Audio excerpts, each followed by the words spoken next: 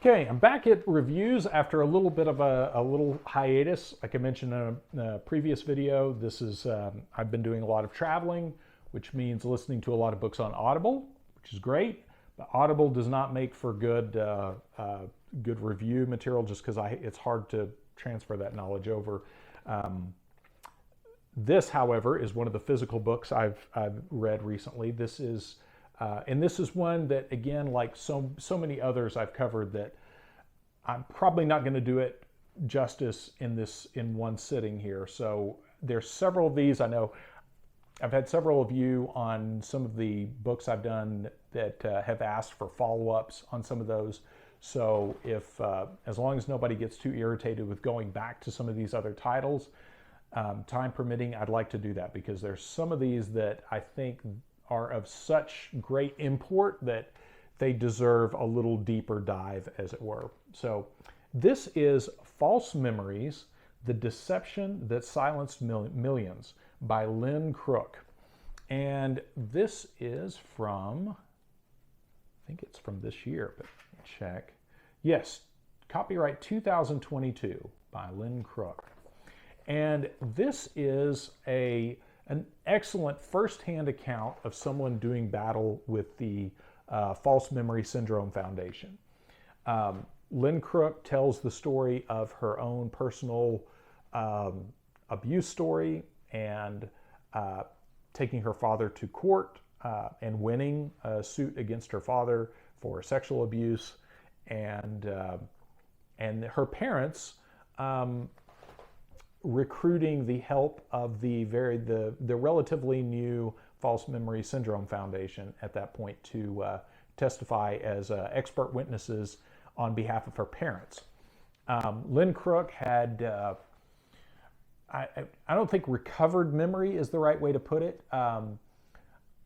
It wasn't that she sat down with a therapist and the therapist was like, asked leading questions. As she described it, as she went to therapy, she was having these panic attacks and whatnot.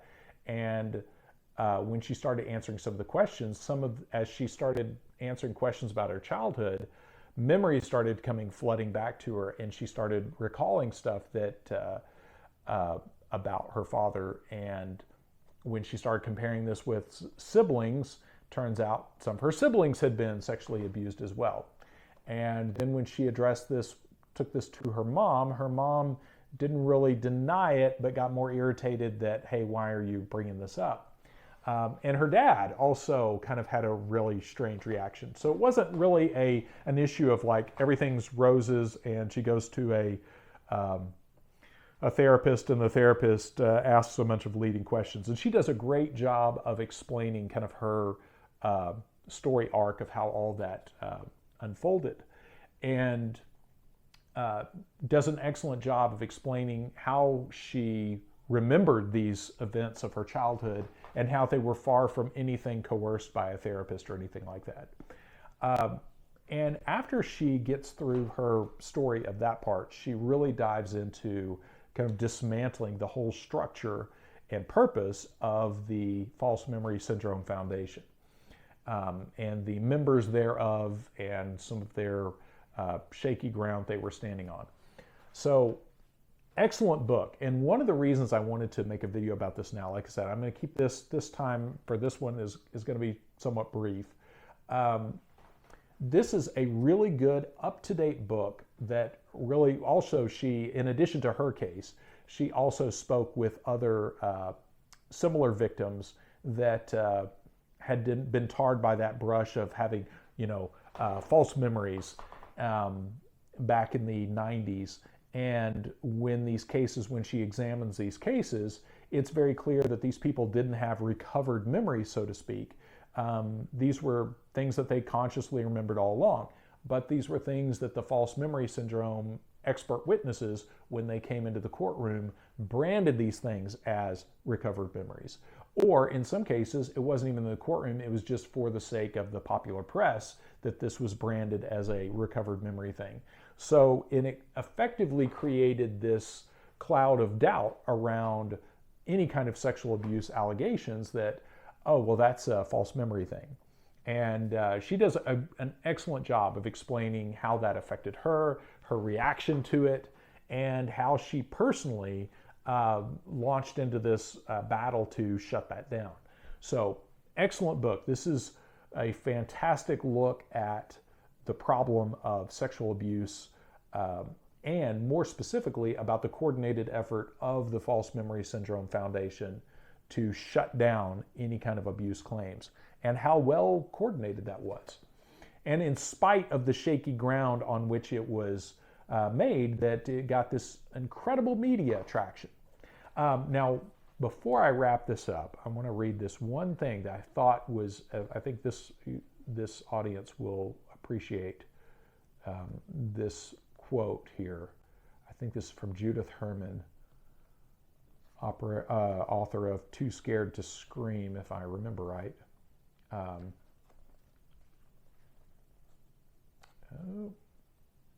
apologize, I'm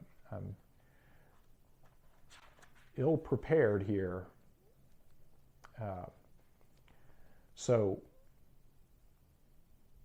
Okay, here we go.